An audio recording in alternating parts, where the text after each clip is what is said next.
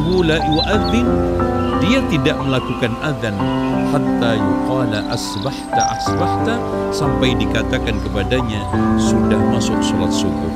Dari sini menunjukkan bahwa kita makan minum sampai diazankan sholat subuh sampai terbit fajar. Antara kalian mendengarkan azan sementara wadah makan minum ada di tangannya, maka jangan diletakkan sampai dihabiskan. Dengan demikian, kebiasaan memberi jeda 15 menit, kadang 10 menit atau 5 menit sebelum azan untuk menghentikan makan merupakan suatu kekeliruan yang harus kita tinggalkan. Seseorang baru dikatakan benar ketika dia berhadapan dengan yang kontra, berani dia. Ya, berani. Dan punya argumentasi kuat yang tidak bisa diruntuhkan, itu baru salah satu ciri kebenaran. Ya. Berani dihadapkan dengan yang kontra, punya argumentasi kuat yang nggak bisa diruntuhkan.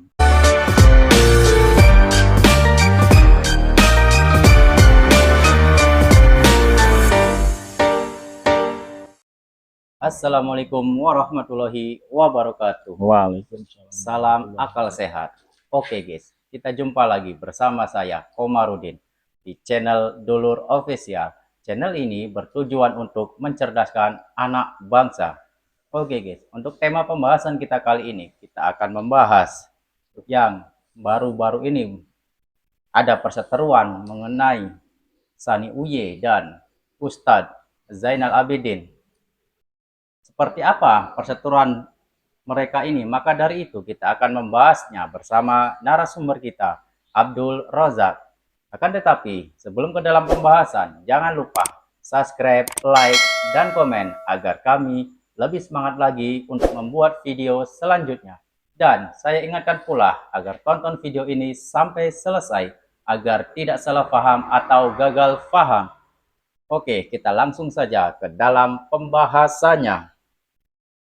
Abdul Rozak, beberapa hari ini terjadi perseteruan antara Sani Uye dan Ustadz Zainal Abidin.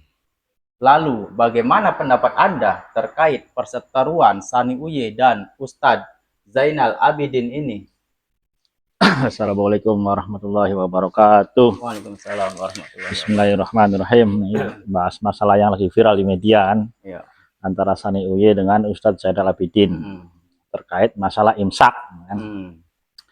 Jadi begini loh, kalau kita ibaratnya tenang sedikit dan menilai itu secara independen, tidak memihak dulu. Kalau menilai perseteruan itu kita jangan memihak dulu, biar enak, biar mudah membedakan mana benar mana salah. Jangan memihak. Nah, perseteruan ini sebenarnya mudah sekali terbaca itu. Kan begini loh, seseorang baru dikatakan benar ketika dia berhadapan dengan yang kontra, berani dia. Ya, berani. Dan punya argumentasi kuat yang tidak bisa diruntuhkan, itu baru salah satu ciri kebenaran. Ya. Berani dihadapkan dengan yang kontra, punya argumentasi kuat yang nggak bisa diruntuhkan. Itu salah satu ciri kebenaran.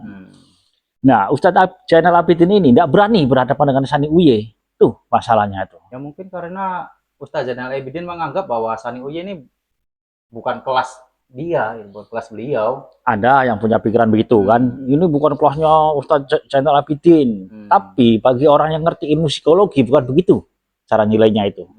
Begini loh, bahasa yang paling jujur itu menurut kamu bahasa apa coba? Coba terangkan seperti apa? Bahasa yang paling jujur itu bahasa tubuh. Kalau bahasa tubuh itu bahasa yang paling jujur. Kalau mulut bisa saja bohong, bisa aja ngeles ini situ, bisa saja mencari-cari alasan yang terlihat logis kan. Padahal jelas bahasa tubuhnya dia tidak berani. Pertama coba lihat blundernya ini. Pertama Ustadz Zainal Abidin berani ngopi kan. Nanti kita ngajak ngopi ketemuan kan. Di lain sisi dia pertama berani, kemudian dia tarik lagi tuh ucapan dia, nggak berani akhirnya kan. Nah, orang yang paham ilmu psikologi, kenapa pertama Ustadz Zainal Abidin berani kan? Karena hatinya sakit hati, marah kan. Dibilang pendusta oleh Sani Uye, marah hatinya kan. Oke, saya siap berani diskusi, kita ngopi bareng. Terus tiba-tiba dia nggak berani akhirnya kan. Itu karena dia sudah membaca kalau dia debat, kalau dia ketemu, dia akan kalah. Bahkan menurut saya ini konteksnya bukan debat, tapi pembuktian. Beda loh. kita harus jeli dan tajam dalam berpikir. Beda antara debat dengan pembuktian. Nah, dalam konteks ini masuknya dalam bab pembuktian. Karena kitabnya satu, kitab Ibnu Hajar al-Asqalani kan, yang kata Ustaz Jainal Abidin bahwa imsak itu bid'ah. Setelah dicek oleh Sani Uye di kitabnya yang asli ini, ternyata justru menganjurkan Ibnu Hajar al-Asqalani itu. Artinya memang tuduhan Sani Uye ini kuat sekali karena berdasarkan kitab. Harusnya kalau memang benar Ustaz Jainali merasa benar lagi, tinggal diadu saja kitabnya kan di bawah. Selesai. Karena kan? Tidak mungkin kan dalam satu kitab ada dua pendapat. Iya, tidak mungkin dalam satu Pasti dia itu pasti searah. Pasti searah. Berarti dari peristiwa itu aja dengan mudah terbaca yang benar ini Sani Uye akhirnya. Jadi menurut Anda Sani Uye yang Sani Uye benar-benar kuat karena dia pernah di debat. Yang namanya orang benar itu bahasa tubuhnya berani loh sama siapapun loh. Bahasa tubuh itu bahasa yang paling jujur. Tapi kalau orang yang salah bahasa tubuhnya takut. Dia takut. Akhirnya daripada debat nanti kebohongannya kebongkar kan. Akhirnya reputasinya turun kan. Mendingan menghindar terus mencari-cari alasan yang logis kan. Entah wah ini bukan levelnya lah ini. Itu hanya alasannya aja sebenarnya itu. Semua itu hanya dijadikan alasan. Hanya alasan. Sebenarnya dia itu takut kebongkar, akhirnya reputasinya turun sebagai seorang ustadz. Bisa jadi ditinggalkan oleh pengikutnya kan. Bisa jadi. Oke. Lalu terus bagaimana menganalisa antara siapa yang salah antara Sani Uye dan Ustaz Jainal Abidin ini?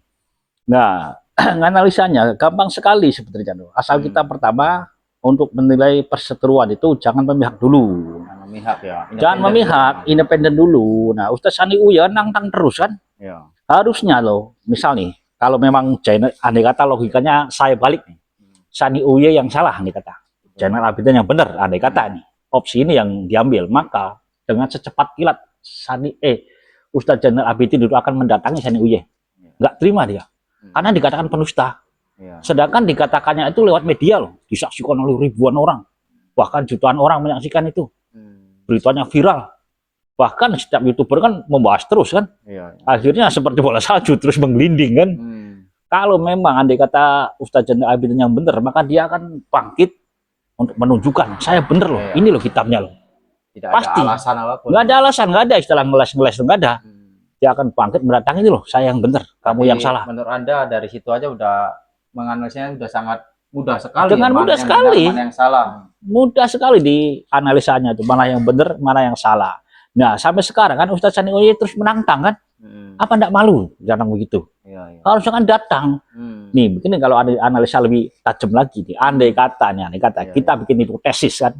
Bayangan kebenaran ke depan. Andai kata Ustaz Jainal Abidin berani ini. Berani, ternyata kebongkar. Akhirnya Jainal Abidin yang salah, dia yang berbohong bahwa imsak itu setelah dicek kitabnya ternyata dianjurkan malah, bukan bid'ah. Kan malu kan. Pertama reputasi Jainal Abidin drop, bahkan bukan hanya Jainal Abidin, seluruh Ustadz Wahabi keseret akhirnya. Ngerinya itu Ustadz Firanda keseret, Ustadz Badrul Salam keseret, seluruh Ustadz yang menyatakan imsak itu keseret semua dalam kasus ini. Berarti bohong semua tuh. Di dalam psikologi kalau orang itu biasa berbohong, berani berbohong di depan publik ya sekali dua kali, artinya dalam hal yang lainnya juga kalau dilacak banyak lagi bohongnya. Tadi kebongkar semua. Nah itu yang dihindari oleh Ustaz Jainal Abidin. Dia membuat dalil alasan bahwa ini nyari-nyari alasan. Iya, harusnya dia langsung marah kalau memang dia yang benar. Itu cara baca. Terus bagaimana menurut Anda supaya kedua belah pihak ini bisa duduk bareng diskusi membahas masalah kitab satu kitab ini tapi pendapatnya berbeda? Ya. Caranya hanya satu cara loh, kalau supaya mereka duduk bareng loh. Seperti apa? Ustaz Jainal Abidin berpikir dengan pikiran yang jernih, bukan dengan hawa nafsu, bukan dengan perasaan, bukan. Padahal nih, andai kata pakai pikiran jernih, satu-satunya cara nih, Ustaz Jainal Abidin berpikir dengan jernih, datangilah.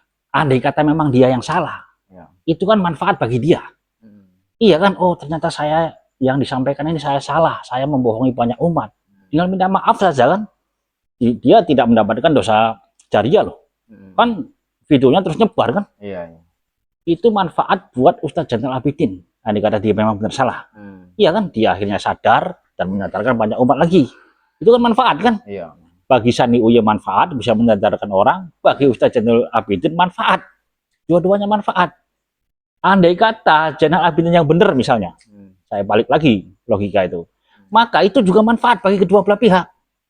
Bagi Sani Uye manfaat, bagi Zainal Abidin juga manfaat. Iya. Karena apa? Zainal Abidin bisa menyadarkan Sani Uye. Oh, kamu nih nuduh-nuduh pendusta nih, padahal saya nggak dusta, saya benar. Itu kalau akalnya sehat, jernih pikirannya. Cuman zaman sekarang kan orang yang berpikir dengan akal yang sehat, akal yang jernih itu jarang sekali. Ya, tapi itu kan menurut sudut pandang akal sehat. Iya tuh makanya.